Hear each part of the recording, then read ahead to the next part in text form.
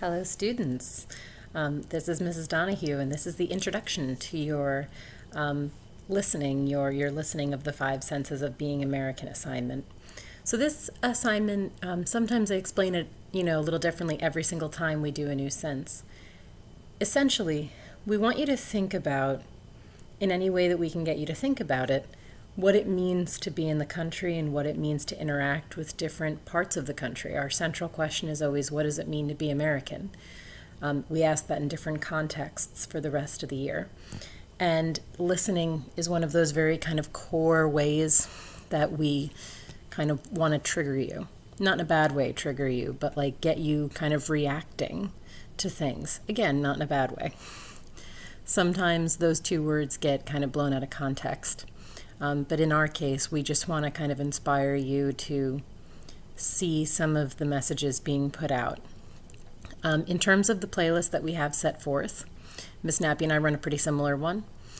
Tomorrow we're going to do a vague follow-up to this because tomorrow's class will be about, or next class will be about looking over our playlist, doing some perspective assignments, and then you'll be doing food at home because we can't do it in school.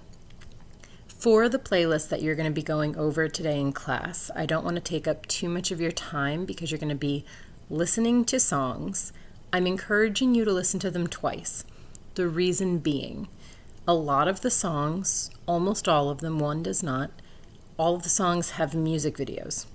Now, your eyes and your ears do two different things when they're responding to material. So if you're just watching the video, you might not really be looking for the lyrics. There is a lyric sheet attached to each song. I highly suggest that you pull it up. And even when the first time the song is playing, just look at the lyric sheet as the song's playing and don't pay attention to the video. Then play it again and watch the video. Especially in a time after MTV was created, music videos became an additional platform for artists to double down on the messaging of their songs. So it wasn't enough that they had inspirational songs. It wasn't enough that their songs tended to take sides on issues. But now their music videos could do so as well. So I don't want you to necessarily get distracted by the video the first time.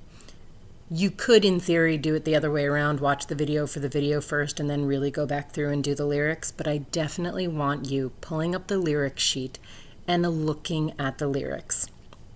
At the end of the five senses assignment, we do our first piece of writing. And in that first piece of writing, you are asked to reference some of the materials that we went through. So these songs will be potential essay material for you. I would definitely read through the lyrics and connect to them a little bit. The answers that you have to provide for today's work are not overbearing.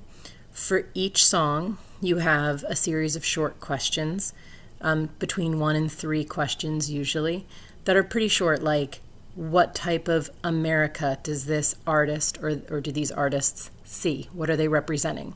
Can you tell what has influenced their opinion?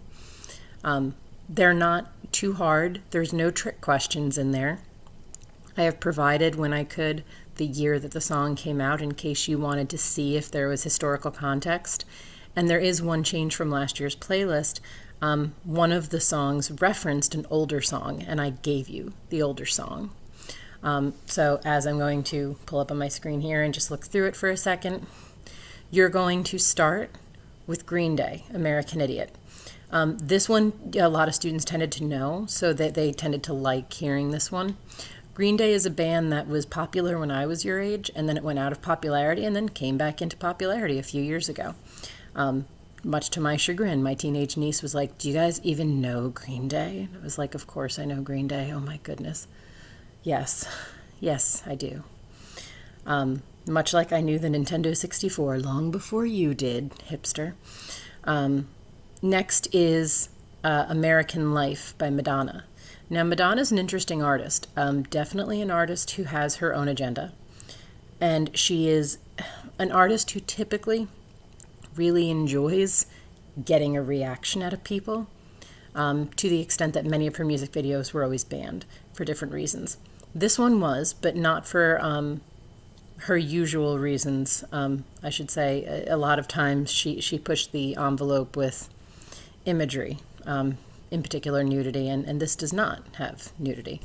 But she does definitely make political statements. This is not to my, I mean, Madonna's had a 40-year career. I don't really think of this as one of her best songs. It's not one of her worst songs, but it's definitely not up there in the top half of her career for me. It is coming at a time when Madonna was changing over her style of music, and in changing over her style of music, trying to figure out how her sort of central political messaging fit back in.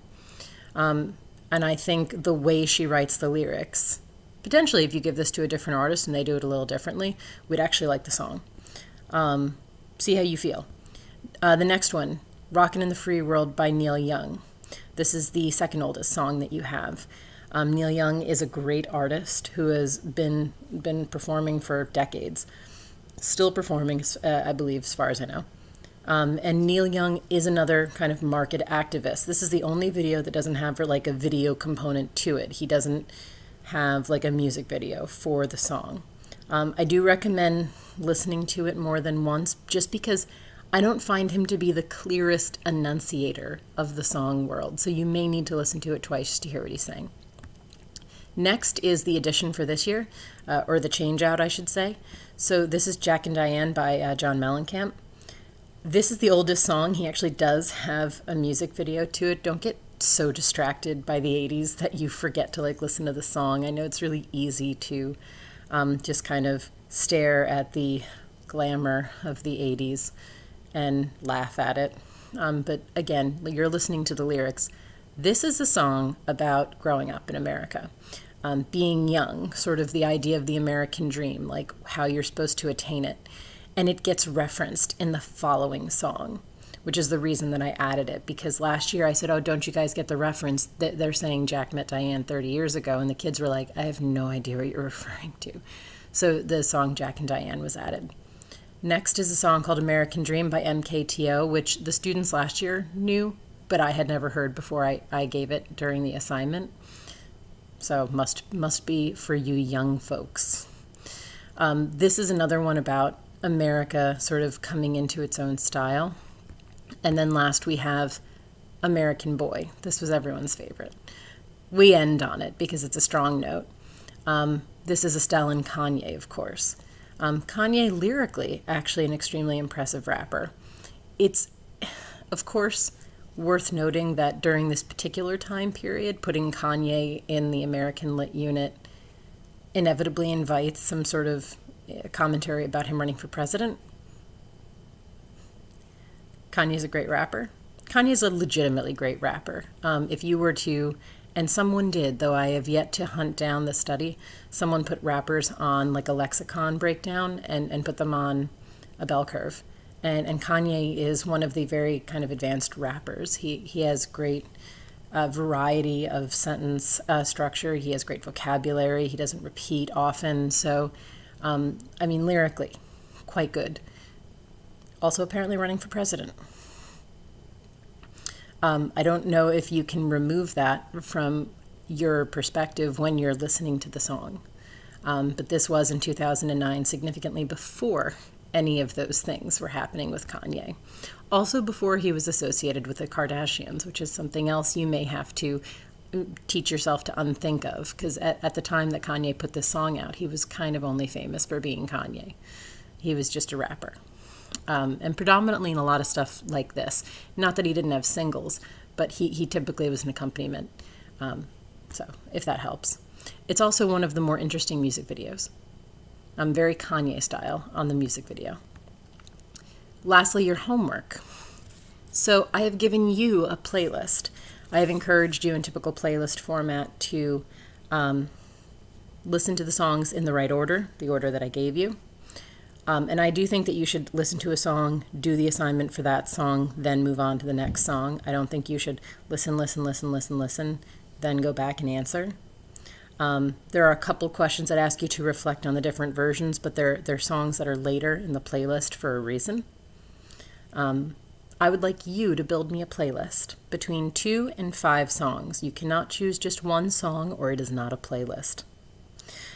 You can, choose more than 5 songs, but I just thought that was kind of overwhelming because all you have to do is give me the songs with the YouTube link so I can listen to them, the lyrics like I did, so just like I did, and then underneath where I asked questions, I want one paragraph for all of the songs, not one paragraph each, one paragraph for all of them, describing why you put this playlist together. So for our playlist, the idea was to focus on songs that gave varied perspectives on the American dream and whether or not it was good or bad, and what in particular was wrong with it, if we thought something was wrong with it. So that's why we chose the songs we chose. I could break down in further detail why. However, first I want to see what you guys take away from the songs so that I can see what I can add to it, or, if you're reacting to it just differently than I would.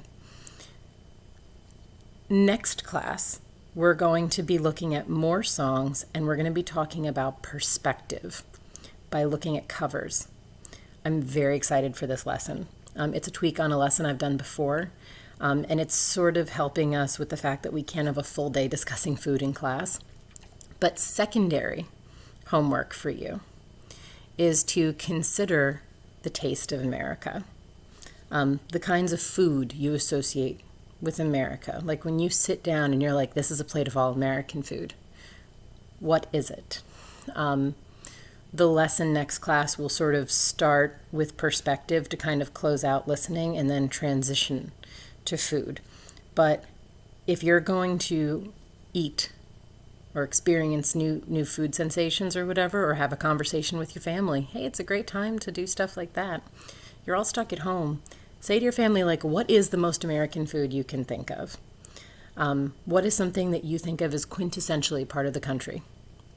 And then your family might have a nice time in making that food this week. That could be really fun. To give you, some stories on that. I'm great for telling stories. There are foods my mother will never ever cook for me because she too greatly associates them with growing up. So for her, growing up smells like liver cooking because it was one of the things they could afford, and her grandmother made it all the time. Now, I have never experienced liver cooking in a house, but according to my mother, with a horrified look on her face, it is a traumatizing smell, one that has literally never left her, and she can no longer have liver. Liver is childhood for her, and she's never going back. There's another weird thing that my mother will not eat with her sometimes. It's subtraction. So, my mother will not eat at Howard Johnson's because she worked at Howard Johnson's for a long period of her life. And yet she recalls with almost you can see that she can taste it still. She's like, I always had their biscuits and I would bring them back for my siblings to eat. She'd bring them back for her younger siblings. I have never experienced this because she would never let us go. So I have no idea what she's talking about. But I think when she thinks of loving her siblings, she thinks of those biscuits. It's one of the things I get from her stories. If you were to ask me, I don't think there's anything more American than pizza. I don't understand how some people live without pizza. Really good friends of ours moved to Arkansas, and they live without pizza. There's Papa John's. That's not pizza. One of the things my husband and I did when we were dating, and frankly continue to do, is we go looking for different pizzerias. We are always looking at pizza reviews. We want to know where pizza, good pizza is. We have a few places. I need the Eatontown places, so you hit me with your recommendations, because right now we're ordering from Little Silver, and he's over it. He's already decided this is not the pizza that we're going to be ordering from all the time. And the landscape's changed a little bit from the Tinton Falls Eatontown pizza selections. The places I used to go to are gone now, so you need to tell me where I need to get my pizza from. Pizza might be a strange choice to some of you because you're thinking in your head it's Italian food. But the pizza in Italy is nothing like the pizza we have here. Yeah, when I went to Italy, it was amazing that we would go, and our first initial reaction is to go like, why does the pizza suck in Italy? It doesn't. It's just really different. What you are getting is this kind of Americanized spin on it. And we are so used to it that it is now more true for us than the truth. That's something to really think about. It's more true for us than the truth. When I talk to people that I know who have immigrated here, one of the things they're always focused on is very American foods, is Thanksgiving food. Because Thanksgiving is an American holiday. We're the only ones who have it.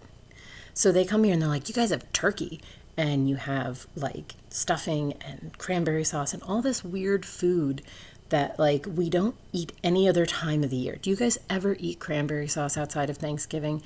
Do you ever roast a turkey?